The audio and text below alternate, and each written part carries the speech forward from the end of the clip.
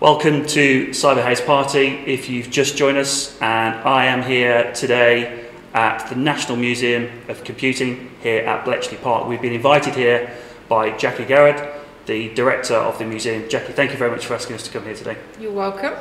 And so, Jackie, we wanted to create a platform of exposure for you guys. We can't raise money for every charity that we find, but actually we think you've got a really worthy cause here, and we know that you're in desperate need of some help. So we wanted to explore what it is that you really needed. So first of all, could you tell us a little bit about what life was like before COVID? What was the museum like? Was it thriving? Was it busy? It was thriving with not only sort of visitors, but also the sort of volunteer pool. We have, we've got a huge group of people with different skills and expertise. And unfortunately, as soon as COVID hit, a lot of our people went into shielding, and it's been quiet ever since, really. Yeah. And you managed to open in September? Yeah, we wanted to open in August. That's a peak season for us, but due to restrictions and volunteers not able to come in, because obviously they are the expert, they keep the museum alive and run the machines. We started on the 8th of September, and we have to say it's tough. It's very tough. I think people are struggling with whether they can go out, whether they can visit museums, ensuring that people like us are safe, which we are. So it's been tough, but we're getting there. Okay, and tough for the staff, I guess, as well. Yeah, we are limited. We have one full-time member of staff now, and we have part-time students that we still try to support through part-time work, and the volunteers are coming back slowly, but it's been a big transition, I think, moving everything over. And looking after wonderful machines like the Colossus here is something that they're passionate about and probably missed quite a lot during lockdown, isn't it? I think for our people, our volunteers, they kind of commit so much time and energy and expertise into these machines. Obviously, having 6 months away from their projects and maintaining our history has been very, very hard for them.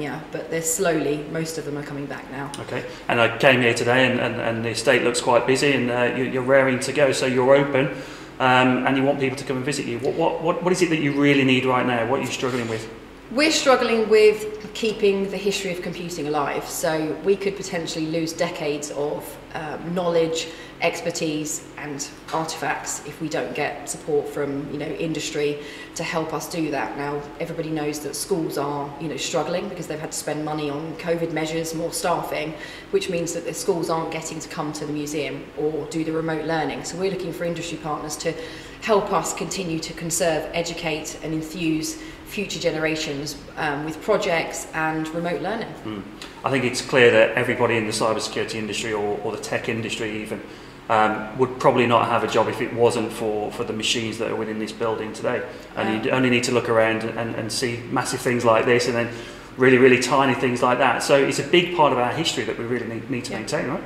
And I think it's important because when people say museum, when I tell people I know I work at the museum, they'll go, oh, and I'll go, no, actually this is a different museum. We are a working museum. It's on, it's physical, you can get hands-on, meet the experts that rebuilt these machines, which is crucial.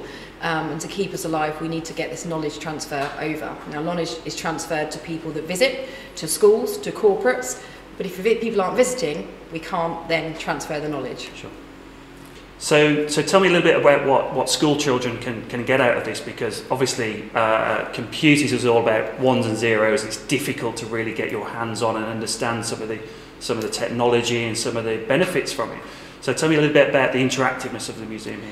Yeah, so it's interesting because people think, you come in and you just learn about what is a computer, but actually we start from, the beginning. Our museum starts with the Turing-Welshman bomb.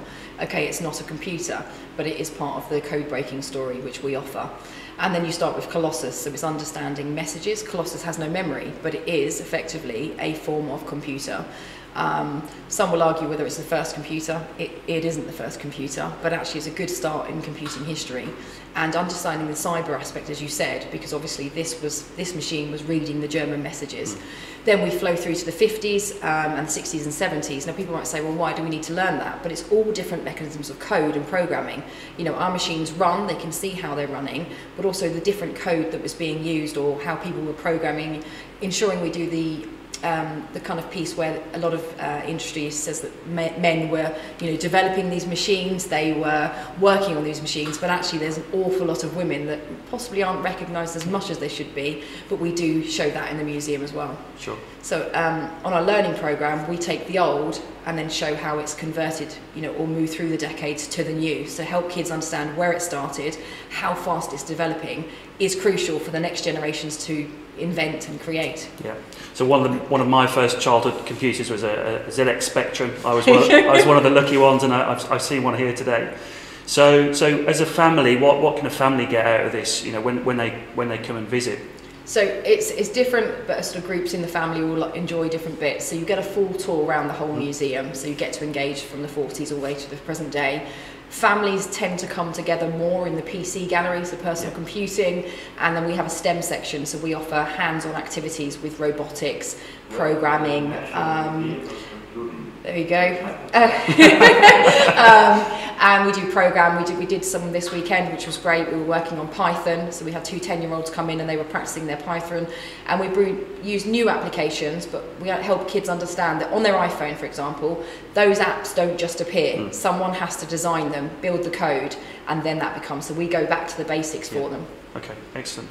And so from a corporate perspective then, so we've understood what a family can get out of coming here, bring their children and educate them.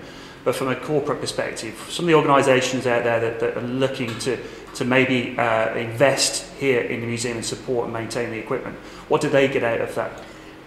What I'd say to everybody that is an owner or works for an organisation in the tech industry is, do you want to increase your staff benefits? This museum does exactly that. So if you become a sponsor, it's about engagement. So it's not always about the financials. We give your staff opportunities to bring their families, which is crucial, so they have downtime to visit the museum together.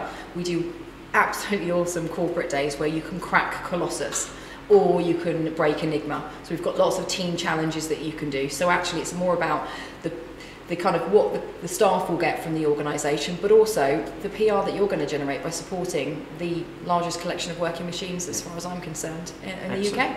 So you heard it here, guys. Bring the family and those organisations out there that are looking to help and get the benefits for their staff. Please, please, please come and visit and look on the website, speak to Jackie. She'll be very happy to speak to you. But in the meantime, thank you very much for your time, Jackie. Really appreciate it. Thank you very much. Make sure you come visit.